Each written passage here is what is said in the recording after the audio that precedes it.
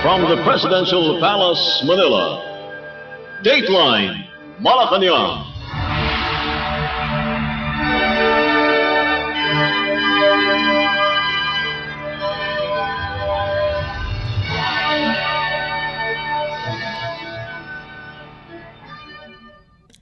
Good day. This is Dateline Malacanang, and here are the news.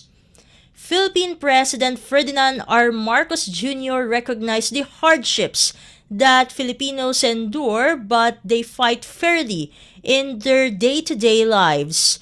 In his message during the 126th year celebration of Independence Day on Wednesday, the president said the ordinary Filipino endure challenges and trials in their daily lives by working diligently, bravely, and with all their strength, which gives others inspiration. The chief executive also mentioned the Filipino strong belief that can never be covered with oppression. President Marcos added that the responsibility of every Filipino is to take care of its environment and not give in to oppression and challenges the country is facing. Binabati ko ang lahat ng mga Pilipino sa loob at sa labas ng bansa sa pagdiriwang ng ika-126 na anibersaryo ng proklamasyon ng kalayaan ng Pilipinas. Isang karangalan na mapabilang sa lahing Pilipino na mga ninuno ay magiting at nakipaglaban upang maibalik ang kasarinlan at kapayapaan sa ating bansa. At bilang tagapagmana ng kalayaan na tinatamasa natin ngayon, tungkulin ng bawat isa sa atin na pangalagaan ito at tiyaking hindi na tayo kailanman magpapatinag sa anumang banta ng pananakot, pananakop at pag-aapi. Sa pagharap natin sa mga hamon ng modernong panahon, nawa ay pagtitibayin natin hindi lamang ang ating katapang, kung hindi pati na rin ang ating pagkakaisa at pagtutulungan. Mga kababayan, tayo ang muka ng bagong Pilipinas. Sa sarili nating pamamaraan, maaari tayong maging bayani ng ating makabagong panahon. Gamitin natin ang ating dunong at sipag sa bawat gawain. At ang pinakamahalaga, maging mapakumbaba, mapagmahal sa bayan at marangal tayo sa lahat ng oras. Habang binabaybay ang daan tungo sa kinabukasang puno ng pag-asa at oportunidad tungo sa bagong Pilipinas na matagal na nating ipinapangarap. Muli, isang makabuluhang araw ng kalayaan sa lahat. Mabuhay ang malayang sambayanan ng Pilipino, mabuhay ang Republika ng Pilipinas. And you just heard Philippine President Ferdinand R. Marcos Jr. Dateline, Malacanang.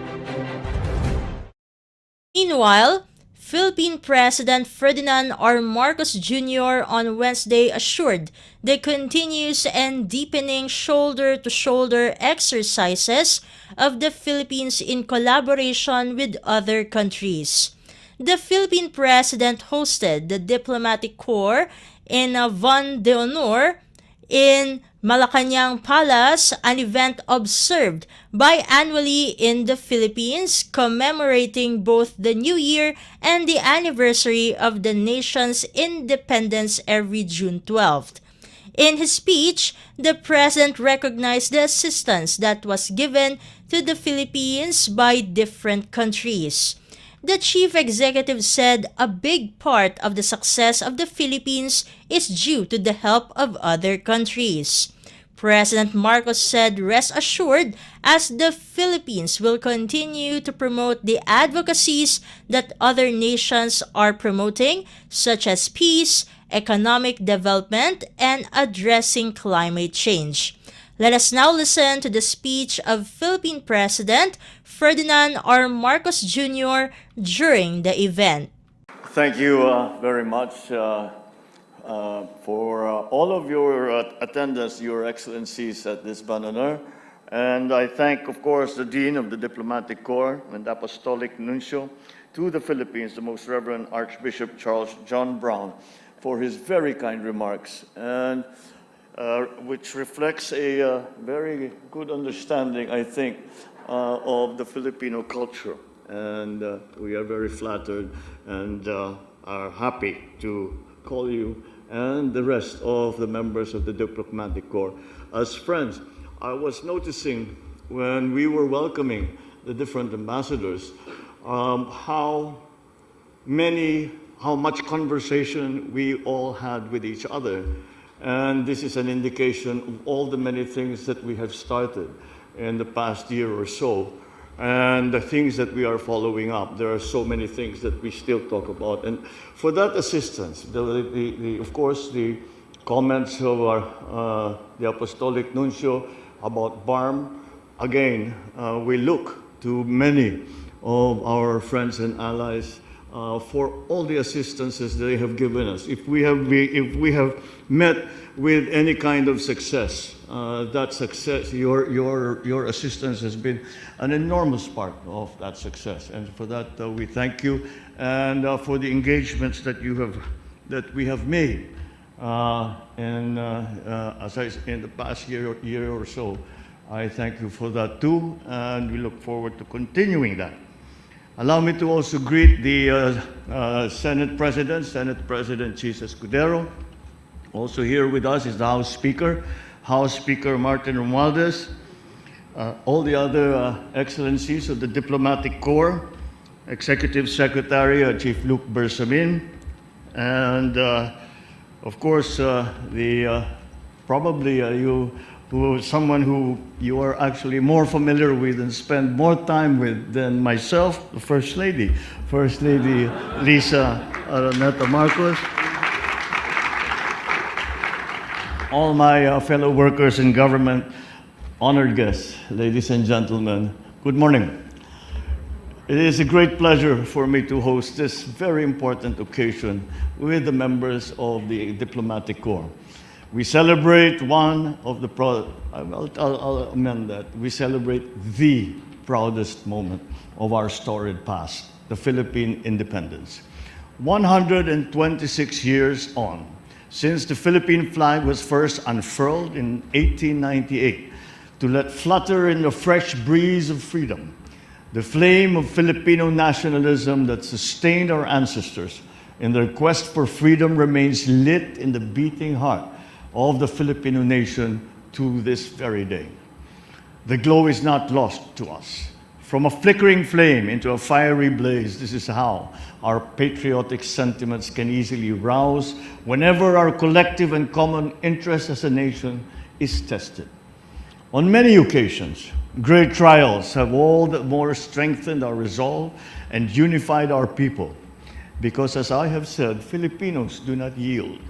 The struggle for Philippine independence continues to reverberate to this day, not against colonial oppression, but against modern-day challenges. We draw inspiration from the valor, resilience, and untiring spirit of our forefathers as we tackle these new challenges confronting our country. Today's reception is more than just a commemoration of the birth of the Philippine Republic, the first in Asia, but a strong affirmation of our century-old nationhood and of our collective duty as Filipinos to safeguard what our forefathers have fought and died for so that we may carry on our sacrosanct mandate to protect our country and to defend everything that is rightly ours from those who will try to cross these lines. We must dig deep into our valiant past, draw strength from the heroism of our forefathers, and let this heritage of selflessness propel us forward into the future. Excellencies, ladies and gentlemen, as I steer the economic rudder of the nation towards progress, I'm guided by the newly minted brand of governance that we have come to call Bagong Pilipinas, which roughly translates into New Philippines. It is a brand of governance that engenders social and economic inclusivity and transformation, inspires hope and confidence in our people, and promises transformative change for the betterment of Filipinos.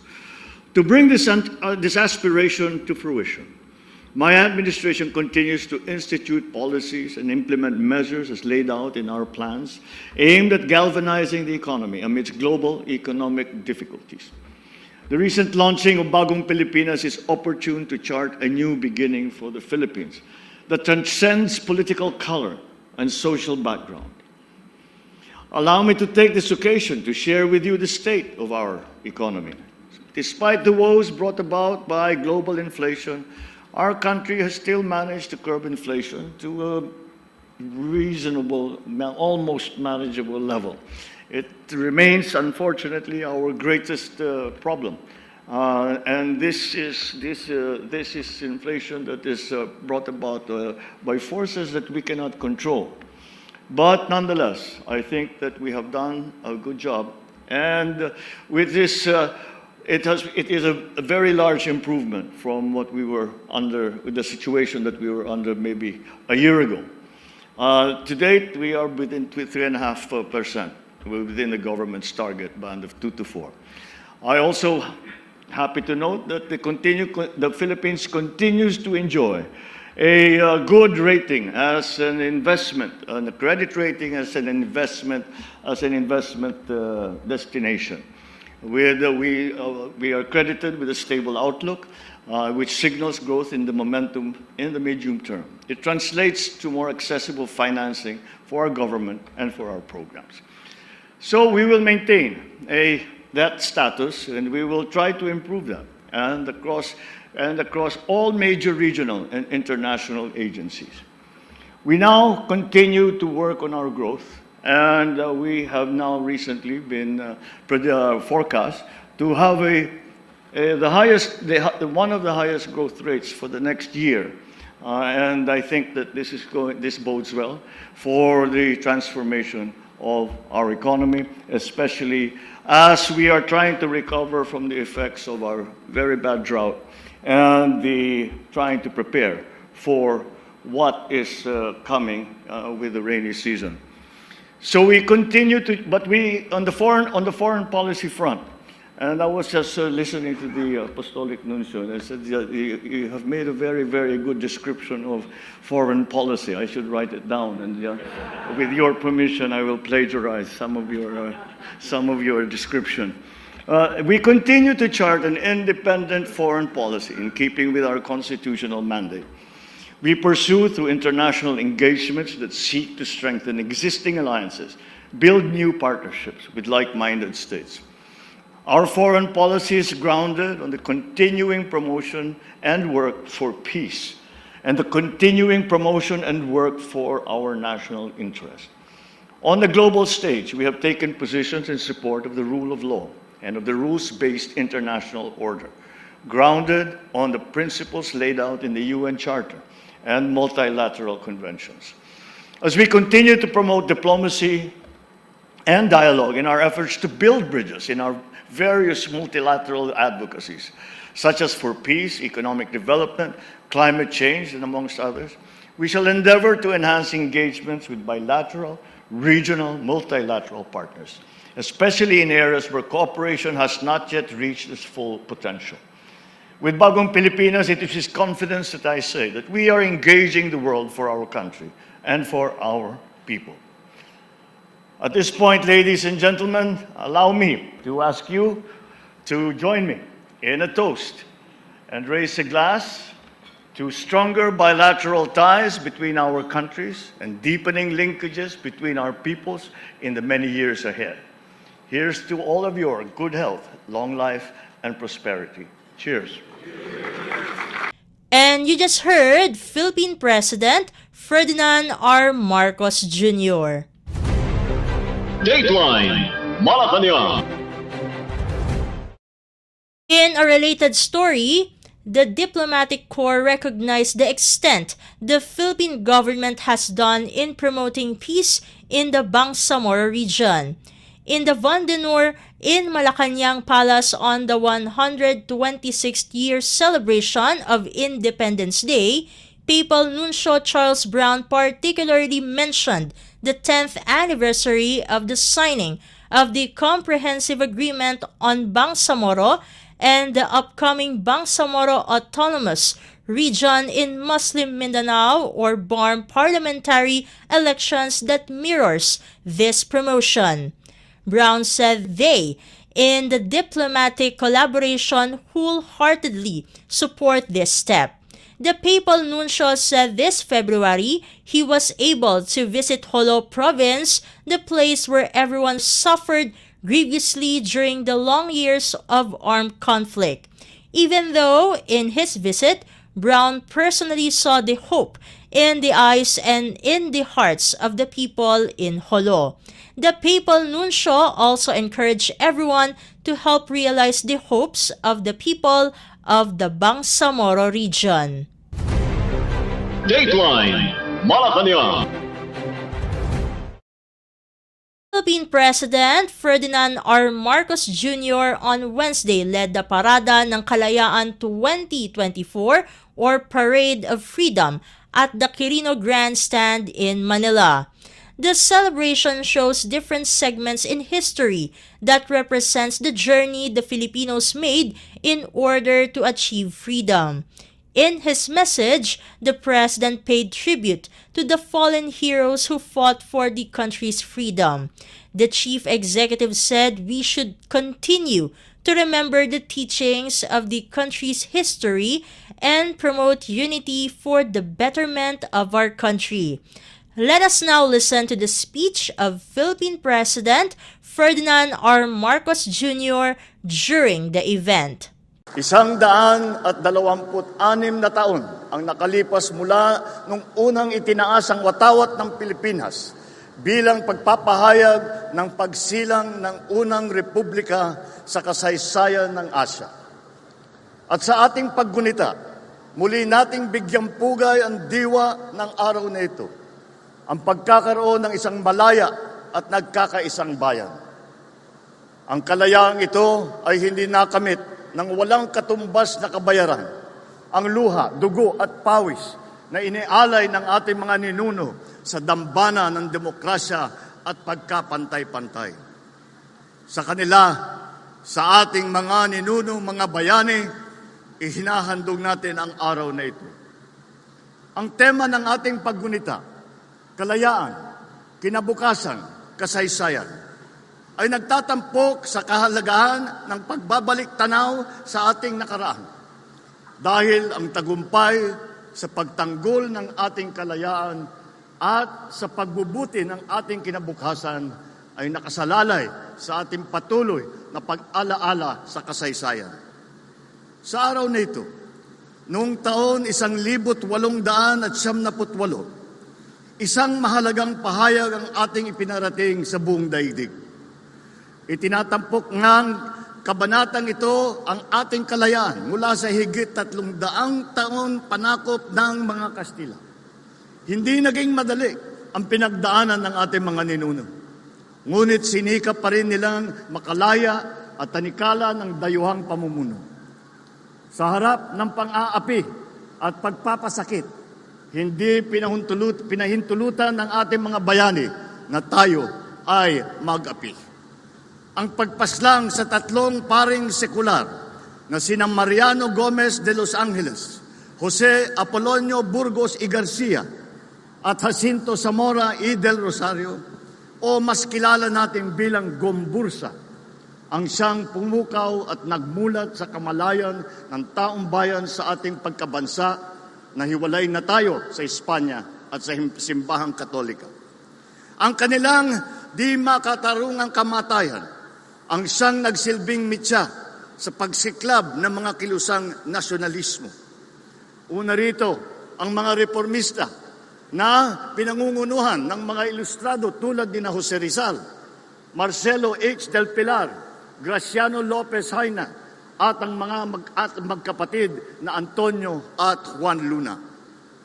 Gamit ang kanilang angking dunong at galing, nakipagsapalaran ang mga ilustrado sa pangingibang bansa upang pag-aralan, siyasatin at isulong ang mapayapang paraan ng pagbabago. Pinangarap nila na makapit ng mga Pilipino ang karapatan na mabuhay ng payapa at ang kapangyarihan na ihalal ang kanilang mga pinuno. Subalit ito ay hindi napakinggan ang panawagan ni Jose Rizal. Bagkus ay ikinulong at sinikil ang kanilang kalayaan. Dahil dito ay sumiklab ang ang mga kilusang revolusyonaryo sa pangunguna ng mga katipunerong iniibig na palayain ang ating bayan sa pamamagitan ng mas mariling pag-aaklas. Noong ika-23 ng Agosto, taong 1876, pinunit ng mga katipunero ang kanilang sedula na naghudyat sa simula ng himagsikan laban sa mga Kastila. Ang kamatayan ni Jose Rizal sa Bagong Bayan na ngayon ay tinatawag natin na Luneta, ang siyang nagpatibay sa damdamin ng mga revolusyonaryo na ipaglaban ang kalayaan ng ating bansa. Matapos ang pakikibaka sa loob ng maraming taon sa ilalim ng pamumuno ni General Emilio Aguinaldo, tuluyan nang nakamit ang ating kasarilan noong ika-12 ng Hunyo ng taong 1878. Noong ika-23 ng Enero, taong 1879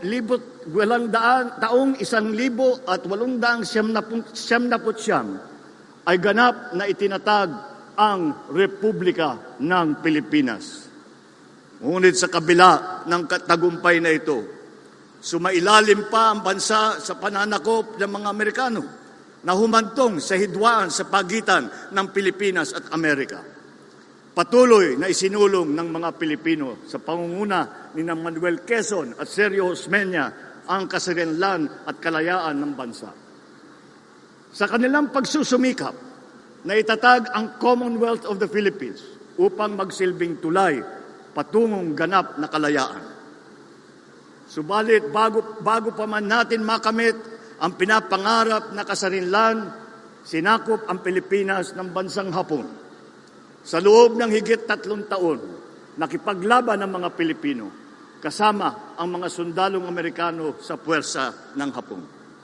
Libo-libong Pilipino ang nagbuwis ng buhay bago natin nakamit ang kalayaan mula sa Hapon noong taong 1945. Sa sumunod na taon ay ganap na nakamit ng mga Pilipino ang kalayaan. Mga kababayan, hindi lamang ito karaniwang pag-alaala sa mga himagsikang ating napagtagumpayan. Nais ko ipabatid sa taong bayan, lalo na sa ating kabataan, ang pagpapakasakit ng ating mga ninuno at bayani upang makamtan natin ang kalayaan at ang kapayapaan. Nakakalungkot isipin na marami sa mga kabataan ngayon ang hindi kilala ang gumbursa. Nakalimot na sila sa lahat ng pinagdaanan ng ating bansa upang magkaroon ng kasarinlan. Ang kalayaan ay inaalagaan, binabantayan, at ipinaglalaban.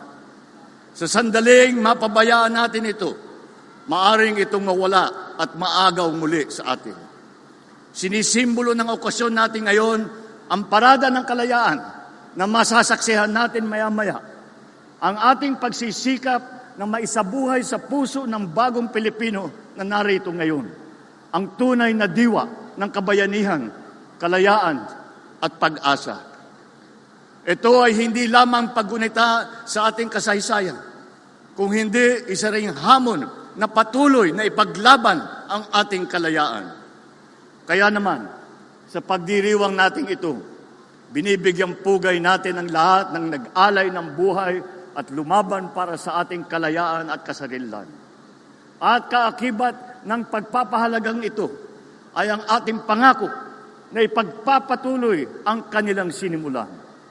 Ang ating buong loob na panindigan para sa ating karapatan bilang isang bansang malaya. Ang ating tapat at masiglang pakikilahok sa mga gawaing makakabuti sa ating mga pamayanan at ang ating walang humpay na pagsisikap upang mapabuti ang pamumuhay ng ating mga mamamayan. Ang ating mga ninuno ay hindi umurong sa digmaan, kaya tayo ay hindi rin tatalikod sa tungkuling ipagtanggol ang ating nasasakupan. Ipakita natin sa buong daigdig na ang tunay na kapangyarihan ay hindi nasusukat sa lakas o sa yaman, kung hindi sa tunay na kahulugan at katwiran ng ating ipinaglalaban. Sa alab ng pag-ibig sa bayan at sa di matatawarang pagkakaisa ng ating mga mamamayan. Mananatili tayong matatag at hindi tayo matitinag. Sa madaling salita, hindi lamang tayo lumilingon sa nakaraan ngayon. Isinasabuhay natin ito sa bawat hakbang na natungo sa mas malayang hinaharap. Bilang pagtatapos, tinatawagan ko kayong lahat na patuloy na tangkilikin at ipagmalaki ang ating pagiging Pilipino. Tayo ay babangon at aangat bilang isang bansa na may malinaw na pananaw sa kinabukasang inaasam. Magsama-sama tayo sa paglalakbay tungo sa isang mas maliwanag at masaganang bukas. Sa bawat hakbang, sa bawat pagpupunyagi, ipagpatuloy natin ang laban para sa kalayaan. Kalayaan mula sa kahirapan, kagutuman, kawalan ng katarungan, at iba pang mga balakid sa ating pag-unlad. Lagi lamang po nating tandaan, ang kasaysayan ang siyang susi natin tungo sa wagas at tunay na kalayaan at sa kinabukasang puno ng pag-asa, kaliwanagan at kasaganahan. Mabuhay ang Pilipinas! Mabuhay ang ating kalayaan! Mabuhay ang lahing Pilipino ngayon at magpakailanman! And you just heard Philippine President Ferdinand R. Marcos Jr. Dateline Malacanang. In other news stories, Philippine Coast Guard or PCG personnel aboard BRP Teresa Magbanwa held a ceremonial flag raising at Sabina Shoal in the West Philippine Sea or WPS on Wednesday while surrounded by several Chinese vessels. In a message to reporters, PCG spokesperson Rear Admiral Armando Balilo said the event was the first ever flag-raising ceremony at Sabina Shoal to celebrate the country's 126th Independence Day. Balilo said BRP Teresa Magbanwa is at the Sabina Shoal to maintain peace and security in the waters that is part of the country's Exclusive Economic Zone or EEZ. During the ceremony, the PCG spotted 8 Chinese vessels within Sabina Shoal and 4 more outside the shoal. Balilo said the Chinese vessels were monitoring the event. The ceremony was led by PCG Lieutenant Efren Duran with the crew and riders of BRP Teresa Magbanwa. Meanwhile, the Philippine Navy or PN got 190 cases of assorted food items for troops manning the various detachments in the West Philippine Sea. PN Chief Vice Admiral Toribio Adachi Jr. said the donations were a testament of support from the public to the country's sailors and troops in distant posts, especially in Philippine-held areas in the WPS. Dateline Malacanang. Meanwhile, in celebration of the 126th anniversary of the Philippines Independence Day, the Department of Migrant Workers or DMW at the same time honored and paid tribute to the Overseas Filipino Workers or OFWs. In his message, Migrant Workers Secretary Hans Leo Kakdak emphasized the importance of OFWs being the country's new heroes. The Secretary also recognized their bravery, sacrifice, and dedication in providing a good future for their families, their communities, and the country. The DMW said the agency will make sure to continue to support the OFWs by providing them protection, services, and programs for their well-being. Secretary Cacda called on all Filipinos to unite to create a new Philippines where no one will be left behind and all will be given the opportunity to flourish. Dateline Malacanang. In other news, the Philippine Department of Social Welfare and Development, or DSWD, welcomed the approval of President Ferdinand R. Marcos Jr. on a measure that will extend the Pantawid Pamilyang Pilipino program, or 4Ps, to pregnant women and those breastfeeding in the list of beneficiaries. In a sectoral meeting in Malacanang on Tuesday, the President gave the go signal on the DSWD's proposal, where DSWD Secretary Rex Gatchalian is also present. According to Gatchalian, this will serve as an incentive to beneficiaries who will be encouraged to support the government's health services and also address malnutrition and stunting. Secretary Gatchalian said they will be motivated to go to the health center, register, avail of pre- and postnatal care and postpartum treatment, including immunization for their 0 to 2-year-old children.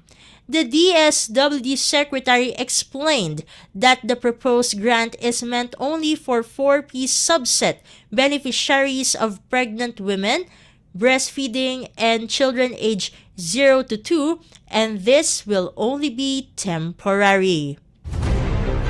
Dateline Malacanang. And finally, Negros Occidental Representative Francisco Benitez expressed his appreciation to Philippine President Ferdinand R. Marcos Jr. on approving and soon-to-be law Negros Island Region, or NIR Act. In a statement, Benitez said the upcoming signing of the President is a historical day for residents of Negros Island. The NIR will be composed of cities, municipalities, and towns in Negros Oriental, Negros Occidental, and the island province of Siquijor.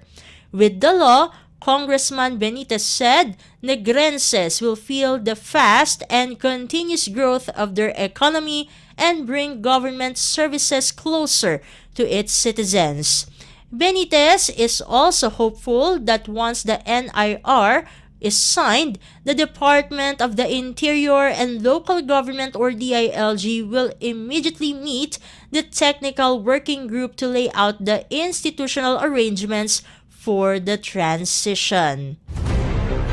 Dateline Malacanang. Before we conclude our program, we would like to invite everyone to come and visit our Facebook page and YouTube channel at Radyo Pilipinas World Service. You will be able to hear and view our Filipino and English programs, including news updates here in the Philippines. Kindly subscribe, like, and share our posts as well.